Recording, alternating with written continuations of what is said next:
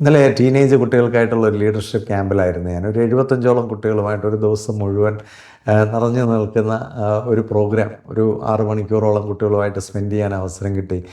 കുട്ടികളുമായിട്ട് കൂടുതൽ അടുക്കുമ്പോഴാണ് പലപ്പോഴും പല കുട്ടികളും, ചില കുട്ടികളൊക്കെ നാച്ചുറലി നല്ല ലീഡർഷിപ്പൊക്കെ ഉള്ളവരാണെങ്കിലും നമ്മുടെ കുട്ടികളുടെ ഇടയിൽ ധാരാളമായിട്ട് ഇന്ന് ഉള്ള ഒരു പ്രശ്നം, അവർക്ക് നൈപുണ്യങ്ങൾ കുറവാണ്, ആത്മവിശ്വാസം കുറവാണ്, കമ്മ്യൂണിക്കേഷൻ സ്കില്ല് കുറവാണ്, പലപ്പോഴും ഒരു ആറ്റിറ്റ്യൂഡിൻ്റെ ഒരു പ്രശ്നം, ഒരു കമ്മിറ്റ്മെൻറ്റിൻ്റെ പ്രശ്നം, ഒരു ഫോക്കസിൻ്റെ പ്രശ്നം, ശ്രദ്ധിക്കാനൊക്കെയുള്ള ബുദ്ധിമുട്ടുകൾ.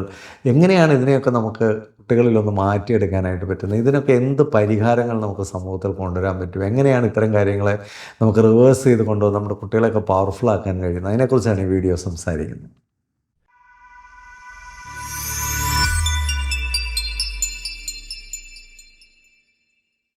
നമ്മുടെ ചെറുപ്പക്കാരിൽ പൊതുവേ നോക്കുമ്പോൾ ഒരു സ്കില്ലിൻ്റെയും ആറ്റിറ്റ്യൂഡിൻ്റെയും കുറവ് പല സമയത്തും നമുക്ക് കാണാൻ കഴിയാറുണ്ട്. പ്രത്യേകിച്ച് പല സ്ഥാപനങ്ങളിലൊക്കെ നമ്മൾ പോകുമ്പോൾ, എംപ്ലോയീസുമായിട്ട് ഇടപെടുമ്പോൾ, പൊതുസമൂഹത്തിൽ ഇടപെടുമ്പോൾ, കോളേജുകളിലൊക്കെ നമ്മൾ വിസിറ്റ് ചെയ്യുമ്പോഴൊക്കെ ഒരു കുട്ടികളിൽ നൈപുണ്യങ്ങളുടെ കുറവ്, അതുപോലെ ഒരു മനോഭാവത്തിൻ്റെ കുറവ്, അവരിലൊരു സ്പിരിറ്റും എന്തൂസിയാസം ഒക്കെ കാണാത്തതിൻ്റെ കുറവ് പലപ്പോഴും നമ്മൾ കാണാറുണ്ട്. പേരൻസും ഇത്തരം കാര്യങ്ങളിലൊക്കെ വളരെ വറീഡായിട്ട് കണ്ടിട്ടുണ്ട്, കുട്ടികളും അത്തരം കാര്യങ്ങളിൽ വറീഡായിട്ട് കണ്ടിട്ടുണ്ട്. പക്ഷെ പലപ്പോഴും ഇതെങ്ങനെയാണ് കുട്ടികളിലൊന്ന് ബിൽഡ് ചെയ്തെടുക്കുന്നത് എന്നുള്ളതിനെക്കുറിച്ച് യാതൊരു ഐഡിയയും ഇന്നത്തെ ഒരു ലോകത്ത് പൊതുവേ കാണുന്നില്ല.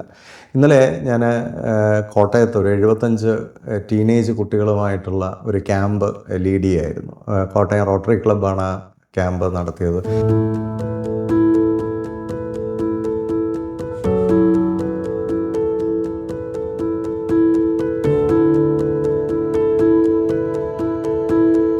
കഴിഞ്ഞ 17 വർഷമായിട്ട് റോട്ടറി ക്ലബ്ബ് വളരെ പർട്ടിക്കുലറായിട്ട് ഈ പ്രോഗ്രാം ഒരു കാരണവശാലും മുടക്കാതെ നിരന്തരമായി, കോവിഡ് കാലത്ത് പോലും അത് ഓൺലൈനായിട്ട് നടത്തി അങ്ങനെ കണ്ടിന്യൂ ചെയ്യുന്ന ഒരു പ്രോഗ്രാമാണ്. അപ്പോൾ റോട്ടറി ക്ലബിൻ്റെ ലീഡേഴ്സൊക്കെ ആ കാര്യത്തിലൊക്കെ ഭയങ്കര പാഷനേറ്റാണ്. ഞാനാണ് കഴിഞ്ഞ 17 വർഷമായിട്ട് ആ പ്രോഗ്രാം ലീഡ് ചെയ്യുന്നത്. അപ്പം ഒരു 75 സ്റ്റുഡൻസാണ് എൻ്റെ കൂടെ ഒപ്പം ഉണ്ടായിരുന്നത്. അപ്പോൾ ആ ഒരു ദിവസം മുഴുവൻ അവരുമായിട്ട് ഒരു രാവിലെ 10 മണി മുതൽ വൈകുന്നേരം 4:30 വരെയുള്ള ടൈം അവരുമായിട്ട് സ്പെൻഡ് ചെയ്യും. അവരെ പല ആക്ടിവിറ്റീസിലൂടെയും പല ഇൻപുട്ട് സെഷനിലൂടെയൊക്കെ കടത്തിക്കൊണ്ട് പോകുന്ന ഒരു പ്രോഗ്രാമായിരുന്നു. സത്യത്തിൽ ഇത്തരത്തിലുള്ള പ്രോഗ്രാം കുട്ടികളെ സംബന്ധിച്ച് വളരെ വളരെ ഇമ്പോർട്ടൻ്റ് ആണ് ഈ കാലഘട്ടത്തിൽ. കാരണം പണ്ട് കുട്ടികൾക്ക് അമ്മ വീട്ടിൽ പോകാനും പിന്നെ ബന്ധുപത്രാദികളുടെ ഇടയിൽ ഇടപെടാനും സമൂഹത്തിൽ ഒത്തിരി കാര്യങ്ങൾ ചെയ്യാനും വീട്ടിൽ തന്നെ ഒരുപാട് റെസ്പോൺസിബിലിറ്റീസിൽ ഇടപെടാനും ഒക്കെ അവസരങ്ങളുണ്ടായിരുന്നെങ്കിൽ ഇന്ന് അത്തരത്തിലുള്ള ആക്ടിവിറ്റീസൊക്കെ കുട്ടികളുടെ ലോകത്ത് കുറയുന്നു. പക്ഷേ കുട്ടികളെ സംബന്ധിച്ച് കുട്ടികൾ മിടുക്കരാകണമെങ്കിൽ, സ്കിൽഫുൾ ആകണമെങ്കിൽ, അവരിൽ ആറ്റിറ്റ്യൂഡ് ഉണ്ടാകണമെങ്കിൽ, കമ്മിറ്റ്മെൻറ്റ് ഉണ്ടാകണമെങ്കിൽ, റെസ്പോൺസിബിലിറ്റി ഉണ്ടാകണമെങ്കിൽ അവരെ നമുക്ക് ആ രീതിയിലേക്ക് പരിശീലിപ്പിക്കപ്പെടുകയും ആ രീതിയിലുള്ള ചലഞ്ചസൊക്കെ അവർക്ക് കൊടുക്കുകയും ചെയ്യണം. ഇതുപോലുള്ള ക്യാമ്പുകൾ അങ്ങനെയുള്ള സാഹചര്യങ്ങളൊക്കെ സിമുലേറ്റ് ചെയ്യുന്ന ഒരു പ്രവർത്തനമാണ് കാഴ്ചവെക്കുന്നത്. എങ്ങനെയാണ് യുവാക്കളായ അല്ലെങ്കിൽ ടീനേജേഴ്സായിട്ടുള്ള ചെറുപ്പക്കാരിൽ, സ്കൂൾ കുട്ടികളിൽ, മുതിർന്ന സ്കൂൾ കുട്ടികളിലൊക്കെ ഒരു ലീഡർഷിപ്പ് ഡെവലപ്പ് ചെയ്യുക, അതിനുവേണ്ടിയാണ് ഈ ഒരു പ്രോഗ്രാം നടത്തിയത്. അപ്പോൾ ഈ ഒരു പ്രോഗ്രാമിലൂടെ ഞാൻ കുട്ടികളിൽ കണ്ട ഒരു കാര്യം, അവരിൽ ടീം സ്കില്ല് ഡെവലപ്പ് ചെയ്യുന്നതായിട്ട് കണ്ടു. പ്രത്യേകിച്ച് ടീമായിട്ട് ആക്ടിവിറ്റീസൊക്കെ ചെയ്യുമ്പോൾ അവർ ആദ്യമൊക്കെ ഇങ്ങനെ വളരെ വരണ്ടൊക്കെ ഇരുന്നെങ്കിലും കുറച്ചങ്ങോട്ട് കഴിയും തോറും അവർ ആ ടീമിനകത്ത് കൂടുതൽ ഇൻവോൾവ് ആവുകയും അവരുടെ കോൺഫിഡൻസ് കൂടുകയും ടീമിലുള്ള ആൾക്കാരുമായിട്ടൊക്കെയുള്ള റിലേഷൻഷിപ്പ് കുറേ കൂടെ ബെറ്റർ ആകുകയും ഇൻ്റർപേഴ്സണൽ കമ്മ്യൂണിക്കേഷൻ ബെറ്റർ ആകുകയും മനുഷ്യരുമായിട്ട് നന്നായിട്ട് ഇടപെടാൻ പഠിക്കുകയും ഒക്കെ ചെയ്യുന്നത് കണ്ടു. അപ്പോൾ വളരെ ലിമിറ്റഡായിട്ട് ടിമിഡായിട്ടിരുന്ന ആൾക്കാർ പോലും പതുക്കെ ഓരോ ആക്ടിവിറ്റീസിലൊക്കെ കടന്നു വരുമ്പോൾ അവർ കൂടുതൽ മെച്ചപ്പെടുന്നതായിട്ട് നമ്മൾ കാണുകയാണ്. ചില കുട്ടികളൊക്കെ വളരെ ഇൻബോണായിട്ടുള്ള ഇത്തരം ടാലൻറ്റുകളും ഇനിഷ്യേഷനും ഒക്കെ ഉള്ളവരെ ഒഴിച്ചാൽ ബാക്കി കുട്ടികളെ സംബന്ധിച്ച് അവർക്ക് ഇതൊക്കെ ആദ്യമായിട്ട് കിട്ടുന്ന ഒരു എക്സ്പീരിയൻസ് ആയിരുന്നു. പല ആക്ടിവിറ്റീസിലും അവർക്കൊരു ക്രിട്ടിക്കൽ തിങ്കിങ്ങിനുള്ള ഓപ്പർച്യൂണിറ്റീസ് നമ്മൾ കൊടുക്കുന്നുണ്ടായിരുന്നു. അപ്പോൾ അവർ കൃത്യമായിട്ട് വളരെ ക്രിട്ടിക്കലായിട്ട് ചിന്തിച്ച് അത്തരം പ്രോബ്ലംസ് സോൾവ് ചെയ്യാനായിട്ട് അവർക്കൊരു ക്രിയേറ്റിവിറ്റി, പല ടാസ്കുകളും വളരെ ക്രിയേറ്റീവായിട്ട് ഹാൻഡിൽ ചെയ്യേണ്ടതായിരുന്നു. പലതിനകത്തും അവരുടെ കമ്മ്യൂണിക്കേഷൻ സ്കില്ലൊക്കെ വളരെയധികം ടെസ്റ്റ് ചെയ്യപ്പെടുന്നതായിരുന്നു. അവരുടെ പബ്ലിക് സ്പീക്കിംഗ് ടെസ്റ്റ് ചെയ്യപ്പെടുന്നതായിരുന്നു. അവരുടെ ടാലൻറ്റുകൾ ടെസ്റ്റ് ചെയ്യപ്പെടുന്നതായിരുന്നു. ആ ടാലൻറ്റുകളൊക്കെ ഷോക്കേസ് ചെയ്യാനുള്ള ധാരാളം മൊമെൻറ്റ്സ് അതിനകത്തുണ്ടായിരുന്നു. ഇതൊക്കെ ആദ്യമൊക്കെ മാറി നിന്ന ആൾക്കാർ പിന്നീട് പതുക്കെ അതിൽ ഡെവലപ്പ് ചെയ്ത് കയറുന്നതായിട്ട് കണ്ടു. അപ്പോൾ നമുക്ക് ഇത്തരത്തിലുള്ള സിമുലേറ്റഡ് ആയിട്ടുള്ള എക്സ്പീരിയൻസുകൾ കുട്ടികൾക്ക് ധാരാളമായിട്ട് കൊടുക്കാൻ യാതൊരു തരത്തിലുള്ള തടസ്സങ്ങളുമില്ല. എന്ത് തടസ്സമാണുള്ളത്? നമുക്ക് ഇഷ്ടംപോലെ ഓർഗനൈസേഷൻസ് ഉണ്ട്. നമുക്ക് റിലീജിയസ് ഓർഗനൈസേഷൻസ്, സോഷ്യൽ ഓർഗനൈസേഷൻസ് ഉണ്ട്, സ്കൂളുകളുണ്ട്, കോളേജുകളുണ്ട്. ഇത്തരം സ്ഥലങ്ങളിലൊക്കെ ഇങ്ങനെയുള്ള ചില ആക്ടിവിറ്റീസിലൂടെ ഈ കുട്ടികൾക്ക് കൊടുക്കണം. കാരണം ഇത് ഒരു കച്ചവട ആക്ടിവിറ്റി അല്ല. കാരണം നമുക്ക് ഈ കച്ചവടങ്ങളൊക്കെ നടത്താൻ ഭയങ്കര താല്പര്യമാണ്. കുറേ എൻട്രൻസ് കോച്ചിങ് നടത്തുക, നമ്മൾ കുറേ കുറേ ആക്ടിവിറ്റീസിൻ്റെ ഒക്കെ കോച്ചിങ്. അതല്ല, ഇത് കുട്ടികളെ പേഴ്സണലി ഡെവലപ്പ് ചെയ്യുക എന്നുള്ള ഒരു ഉദ്ദേശം മാത്രം വെച്ചുകൊണ്ട് നമ്മൾ നടത്തേണ്ട ചില പരിപാടികളാണ്. ഇതിനുവേണ്ടി ബിസിനസ് ഏജൻസീസ് ഒന്നും പൊതുവെ അങ്ങനെ വരാറില്ല. അപ്പോൾ നമ്മൾ തോട്ട്ഫുൾ ആയിട്ടുള്ള നല്ല ലീഡേഴ്സിനെയൊക്കെ വിളിച്ച് ഇത്തരം കാര്യങ്ങളൊക്കെ ചെയ്യാവുന്നുണ്ടെങ്കിൽ വലിയ ഗുണങ്ങൾ കുട്ടികൾക്ക് കിട്ടും. പ്രത്യേകിച്ച് കുട്ടികൾക്ക് പല ടാലൻറ്റും ഉണ്ട്. പക്ഷേ അവർക്ക് കോൺഫിഡൻസ് ഇല്ലെങ്കിൽ ആ ടാലൻ്റ് ഒന്നും മാനിഫെസ്റ്റ് ചെയ്യത്തില്ല. കുട്ടികളെ സംബന്ധിച്ച് അവർക്ക് മറ്റുള്ളവരെ ഹെൽപ്പ് ചെയ്യാനുള്ള ഒരവസരങ്ങളൊന്നുമില്ല. അപ്പോൾ എങ്ങനെയാണ് ഒരു ഹെൽപ്പിംഗ് നേച്ചർ ഡെവലപ്പ് ആകുന്നത്? ഒരു ടീമിൽ തന്നെയുള്ള വളരെ റെറ്റിസൻ്റ് ആയിട്ടിരിക്കുന്ന, സൈലൻ്റ് ആയിട്ടിരിക്കുന്ന ആൾക്കാരെ എങ്ങനെയാണ് എൻകറേജ് ചെയ്യുന്നത്? പരസ്പരം എങ്ങനെയാണ് എൻകറേജ് ചെയ്യുന്നത്, ഇൻസ്പയർ ചെയ്യുന്നത്? അല്ലെങ്കിൽ നമുക്കൊരു 2 മിനിറ്റ് കിട്ടിക്കഴിഞ്ഞാൽ ആ 2 മിനിറ്റ് കൊണ്ട് നമുക്ക് എങ്ങനെയാണ് വളരെ ഇൻഫ്ലുവൻസിങ് ആയിട്ടുള്ള ഒരു കാര്യം ചെയ്യുന്ന, ആൾക്കാരുടെ ശ്രദ്ധ പിടിച്ചു പറ്റുന്നത്, മറ്റുള്ളവരെ മോട്ടിവേറ്റ് ചെയ്യുന്ന, ഇൻസ്പയർ ചെയ്യുന്ന, ഇങ്ങനെയൊക്കെയുള്ള കാര്യങ്ങൾ കുട്ടികൾക്ക് അവസരങ്ങൾ കൊടുത്തെങ്കിൽ മാത്രമേ, ടെസ്റ്റ് ചെയ്തെങ്കിൽ മാത്രമേ, അവരെ ചലഞ്ച് ചെയ്തെങ്കിൽ മാത്രമേ, അതിനുള്ള ഓപ്പർച്യൂണിറ്റീസ് കൊടുത്തെങ്കിൽ മാത്രമേ അവരിലതൊക്കെ ഉണ്ടാകാൻ സാധ്യതയുള്ളൂ. ഇങ്ങനെയാണ് കുട്ടികളുടെ സ്കില്ലും ആറ്റിറ്റ്യൂഡും ഒക്കെ ഡെവലപ്പ് ചെയ്തെടുക്കുന്നത്. അതുപോലെ തന്നെ അവർക്ക് ഉണ്ടാവേണ്ട ഏറ്റവും വലിയൊരു കാര്യമാണ് ഇതുപോലുള്ള ഒരു സോഷ്യൽ സെറ്റിങ്ങിലൊക്കെ ചെല്ലുമ്പോൾ എറ്റിക്വേറ്റ്സ്, മാനേഴ്സ്. ഞാൻ നോക്കിയായിരുന്നു, ഞാൻ അതിൻ്റെ ഇടവേളകളിലൊക്കെ കുട്ടികൾക്കൊക്കെ കോഫി ബ്രേക്കൊക്കെ വരുമ്പോഴും ഞാൻ അടുത്ത ആക്ടിവിറ്റീസൊക്കെ പ്ലാൻ ചെയ്തുകൊണ്ടിരിക്കുകയായിരിക്കും. പക്ഷേ ചില കുട്ടികളൊക്കെ എൻ്റെ അടുത്ത് വന്നിട്ട് അങ്കിള്, സാറ് ചായ കുടിച്ചോ, വെള്ളം കൊണ്ടുവരണോ എന്നൊക്കെ ചോദിക്കുന്ന കുട്ടികളുണ്ട്. കാരണം അവർക്കറിയാം ഞാൻ വളരെ ടയേർഡായിട്ട്, വളരെ എക്സോസ്റ്റഡ് ആയിട്ടാണ് ആ പ്രോഗ്രാമിലൊക്കെ ഓടിക്കൊണ്ടിരിക്കുന്നത്. അപ്പം എനിക്ക് വേണ്ട അവർക്ക് ആ മാനേഴ്സൊക്കെ ഉള്ള ചില കുട്ടികളുണ്ട്. എന്നാൽ എല്ലാവർക്കും അതില്ല. ചിലരതൊന്നും അതുപോലെ തന്നെ അവിടെയൊക്കെ പല ആക്ടിവിറ്റീസും കഴിയുമ്പോൾ അവിടെയെല്ലാം ഡിസ്റ്റർബ്ഡ് ആയിട്ടിരിക്കുന്ന, ഓർഡറിലാക്കുന്ന കുട്ടികളുണ്ട്.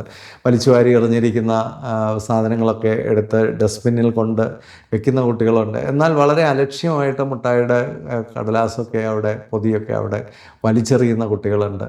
തീരെ മാനേഴ്സ് കാണിക്കാത്ത കുട്ടികളുണ്ട്. എന്തായാലും ഇതിനൊക്കെയുള്ളൊരു ഓപ്പർച്യൂണിറ്റി, ഇതൊക്കെ അവർക്ക് പഠിക്കാൻ അവസരം കിട്ടുന്നത് അവർ ഒരു സോഷ്യൽ സെറ്റിങ്ങിലൊക്കെ വരുമ്പോഴാണ്. ആ സോഷ്യൽ ഇൻ്റലിജൻസ്, ആ ഒരു സോഷ്യൽ റിഫ്ലക്ഷനൊക്കെ അവർക്ക് ഉണ്ടാകണം, ഒരു സോഷ്യൽ അണ്ടർസ്റ്റാൻഡിങ് ഉണ്ടാകണം. എനിക്ക് ഈ ഒരു ക്യാമ്പിൽ ഉണ്ടായ ഏറ്റവും വലിയ ഗുണമെന്ന് പറഞ്ഞാൽ ഭയങ്കര പോഷായിട്ടുള്ള സ്കൂളിൽ പഠിക്കുന്ന കുട്ടികളുണ്ട്. അതുപോലെ തന്നെ സമൂഹത്തിലെ സാധാരണ സ്കൂളിൽ പഠിക്കുന്ന കുട്ടികളുണ്ട്.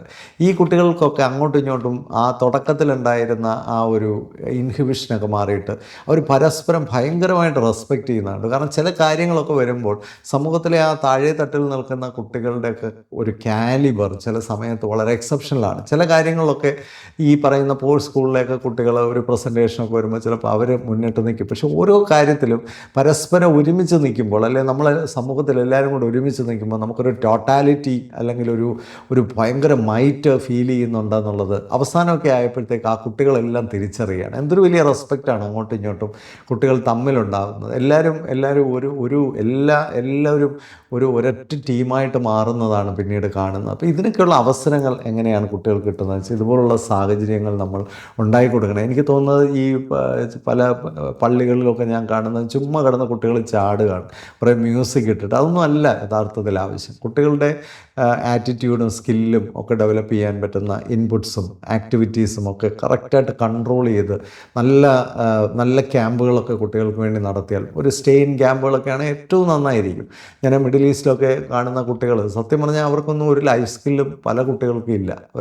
അവർക്ക് ഒരു ആക്ടിവിറ്റീസിനുള്ള ഓപ്പർച്യൂണിറ്റീസ് ഇല്ല. ഇങ്ങനെയുള്ള സാഹചര്യങ്ങളൊക്കെ അവർക്കൊക്കെ ധാരാളമായിട്ട് കൊടുത്താൽ ആ കുട്ടികളൊക്കെ കുറേ കൂടെ ഒന്ന് എക്സ്പോസ്ഡ് ആകും. പിന്നെ ആൺകുട്ടിയും പെൺകുട്ടിയും തമ്മിലൊക്കെ മനസ്സിലാക്കാൻ, സംസാരിക്കാൻ, ഇടപഴകാൻ ഒക്കെ അവർക്ക് അവസരങ്ങൾ കിട്ടുന്നത്. എങ്ങനെയാണ് ഓരോരുത്തരെയും റെസ്പെക്റ്റ് ചെയ്യേണ്ടത്, എങ്ങനെയാണ് ഒരു സോഷ്യൽ സെറ്റിങ്ങിൽ നമ്മൾ ബിഹേവ് ചെയ്യേണ്ടത്, എങ്ങനെയാണ് നമ്മൾ ഒരു ക്യൂ പാലിക്കേണ്ടത്, എങ്ങനെയാണ് നമ്മുടെ ഒരു ടേണിന് വേണ്ടി വെയിറ്റ് ചെയ്യുന്നത്, എങ്ങനെയാണ് മറ്റുള്ളവർ വിജയിക്കുമ്പോൾ നമ്മൾ അവരെ പ്രോത്സാഹിപ്പിക്കേണ്ടത്, എങ്ങനെയാണ് പരാജയപ്പെടുമ്പോൾ അതിനെ ഗ്രേസ്ഫുള്ളായിട്ട് അക്സെപ്റ്റ് ചെയ്യേണ്ടത്, എന്തെല്ലാം കാര്യങ്ങളാണ് ഒരു ദിവസം കൊണ്ട് കുട്ടികൾക്ക് പഠിക്കാൻ കഴിഞ്ഞത്.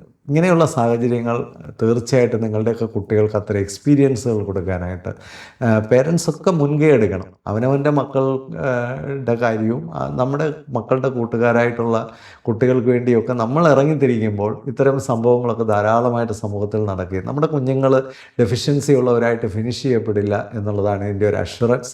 എന്തായാലും ഇത്തരം കാര്യങ്ങളൊക്കെ വളരെ സിസ്റ്റമാറ്റിക്കായിട്ട് എല്ലാ വർഷവും വളരെ പാഷനേറ്റായിട്ട് ചെയ്യുന്ന ലീഡേഴ്സിനെയൊക്കെ ഒരിക്കലും അങ്ങനെ അപ്രീഷിയേറ്റ് ചെയ്യാതിരിക്കാൻ കഴിയില്ല. അവരൊക്കെ എടുത്ത ആ ഒരു പെയിൻ, അവരൊക്കെ വളരെ വലിയ പ്രൊഫഷണൽസാണ്, വലിയ കാര്യങ്ങളൊക്കെ ചെയ്യുന്നവരാണ്. പക്ഷെ അവർ സമൂഹത്തിൻ്റെ ഏറ്റവും താഴെയുള്ള കുഞ്ഞുങ്ങൾ, അവരുടെ ഡെവലപ്മെൻറ്റ്, ഇതിനെക്കുറിച്ചൊക്കെ ഭയങ്കര കൺസേണും കാഴ്ചപ്പാടും ഉള്ളവരാണ്. റിയലി അവരെയൊക്കെ അപ്രീഷിയേറ്റ് ചെയ്യുന്നു. എനിക്കും ഈ അവസരം വർഷങ്ങളായിട്ട് കിട്ടുന്നതുകൊണ്ട് ഞാൻ പലപ്പോഴും ഡൗട്ട് ചെയ്യാറുണ്ട്, എൻ്റെ ഒരു ഏജ് കഴിഞ്ഞോ കുട്ടികളുമായിട്ട് ജെല്ല് ചെയ്യാനായിട്ട്. പക്ഷേ ഈ ക്യാമ്പിലും കണ്ടത് വളരെ ആവേശകരമായി അവരുമായിട്ട് എനിക്ക് നന്നായിട്ട് ജെല്ല് ചെയ്യാൻ കഴിഞ്ഞു. അവരെന്നോടും അങ്ങനെ തന്നെയായിരുന്നു. അപ്പോൾ ഇതുപോലുള്ള അവസരങ്ങളൊക്കെ ധാരാളമായിട്ട് സൃഷ്ടിക്കുക. നമ്മൾ കുറേ കുട്ടികളെ കുറ്റം പറഞ്ഞതുകൊണ്ടോ, കുട്ടികളെ കംപ്ലൈൻറ്റ് പറഞ്ഞിരുന്നത് കൊണ്ടോ, അല്ലെങ്കിൽ സമൂഹത്തിലൊന്നും ഇല്ലെന്ന് പറഞ്ഞത് കൊണ്ടോ ഒന്നും കാര്യമില്ല. നമ്മൾ സമൂഹത്തിൽ എന്ത് മാറ്റങ്ങളാണ് ആഗ്രഹിക്കുന്നത്, നമ്മുടെ കുട്ടികളിൽ എന്ത് മാറ്റങ്ങളാണ് ആഗ്രഹിക്കുന്നത്, അത് നമ്മളുടെ സ്വന്തം ഇനിഷ്യേറ്റീവ്നെസ് കൊണ്ടും നമ്മുടെ ലീഡർഷിപ്പ് കൊണ്ടും അത്തരം ഗ്യാപ്പുകളെ നമുക്ക് കവർ ചെയ്യാൻ കഴിയുമ്പോഴാണ് നമ്മുടെ കുഞ്ഞുങ്ങളൊക്കെ എൻറിച്ച്ഡ് ആകുന്നത്. അത്തരത്തിലുള്ള മാറ്റങ്ങൾ എല്ലായിടത്തും സംഭവിക്കട്ടെ എന്ന് ആശംസിക്കുന്നു. സന്തോഷം എല്ലാവർക്കും നേരുന്നു. Happy living.